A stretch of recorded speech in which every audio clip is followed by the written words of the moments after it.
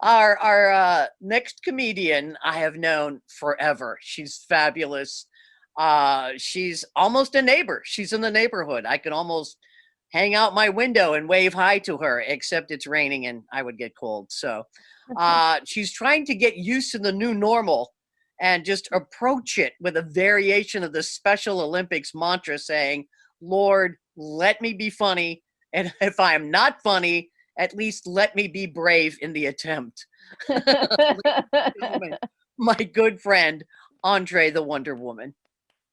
Well, thank you very much. I'm very happy to be here. I had no idea this was going to be such an educational night. And I have to say, after listening to this presentation, I can see why you need comedy. And I want to say I really like it because it's way better than doing comedy after a strip show, okay? I mean, people are angry. You got old ladies chasing the men around the venue. So this is much better, okay? And I actually learned a lot of great things. I have to give a shout out to Nima because he gave me some stuff I'm going to use for the rest of my life. Like, you plan, God laughs. I love that. I can use that in virtually every situation that I'm in. And I agree with him. He's lucky to be born in Berkeley as opposed to Podunk, Kansas, because they would have given him a really hard time out there. But I want to tell you that I've been doing comedy a long time, and I would have been famous by now, but I got to work. You know what I'm saying? And I'm trying to get used to the whole Zoom thing. I'm kind of what you call a technosaur. You know, I didn't grow up with technology, but I was born just on the cusp where you have to learn it. And so it's kind of a trauma a bit. And I think tech is cool. I really do. But I like to remind techies, you know, without electricity, you ain't shit, you know. And I just like to let them know. And tech is good, but I have to tell you that sometimes tech goes too far, people. You know, one of my particular pet peeves, these public toilets that flush on their own. I don't like that, people. I mean, some of these toilets flush before you sit down. I'm like, what are they doing? Taking my picture? Don't flush before I'm ready because I want to see the crap I do. You know, I have to report something to my doctor. And I'm adjusting. You know, I wear the mask. I hate the mask. I never did think that was going to work out well for Black people wearing the mask. That's just, and I'm trying to live with the whole COVID scare. I got my own test for COVID-19, and that is to eat 24/7 to make sure I still have my taste and smell.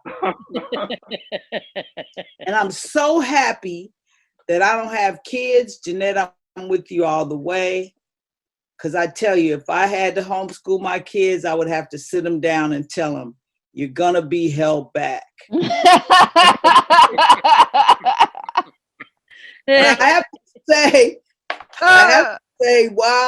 while we are speaking of presidential priorities, I'm all for that. I thought this was just the most fascinating discussion. I'm so happy you recorded it so I can go back and listen again.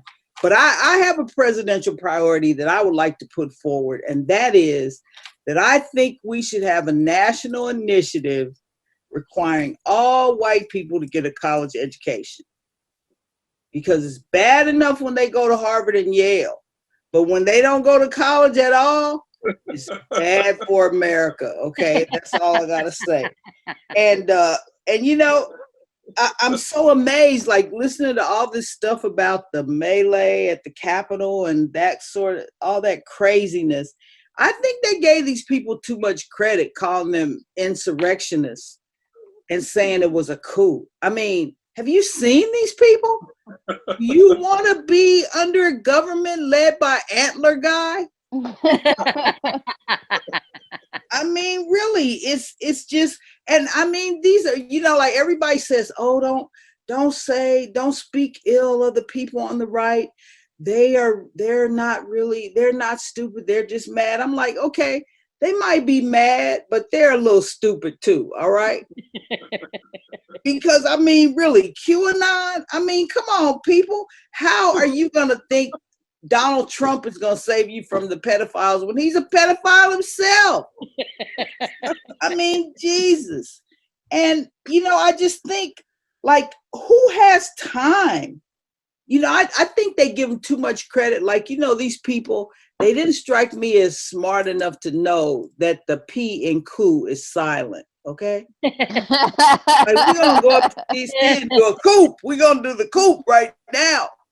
But yeah, it's kind of crazy. And I'm always amazed. Like, I just can't figure out who has time for hate. I just don't have, it's time consuming. Okay. Think about it. You got to go out, you got to buy the sheets, you got to cut the eyes in the sheets for holes so you can see. You know, you got people, you know, who are not that bright, spelling nigga with one G. I mean, come on, people. These are not the smartest people that you ever want to be around. And you know these people are not working. You know they couldn't be working. Who has time to paint themselves up and put on antlers? It's just like an arsonist.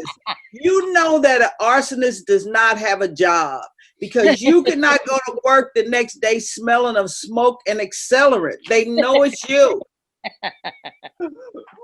So I just think people should just calm down. I'm just trying to get with the whole COVID mask. You know we're gonna be wearing these masks forever. I'm thinking of having mine just surgically implanted because what's the point? I get sick of the damn mask, okay? And how the hell can you be cool when your glasses are always fogging up? That's kind of a drag. But yeah, so I don't know. I think that humans really haven't learned very much. Like when this whole thing hit, I'm thinking, whose idea was it to open up the bars first? I mean, really? Come on now. What that is going to be, the mask is coming off, the clothes, that's going to be a super spreader event all day long, okay? That's all I got to say. So I don't know what it is with the humans. We just can't seem to get our act together. One of the things I'm always amazed about human beings is us going to outer space.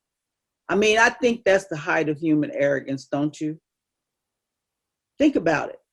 Who do you think wants to be associated with us? We can't feed our children. We're destroying the environment, judging people based on their color, how much money they got, what their religion is. Don't nobody want your ass on Venus.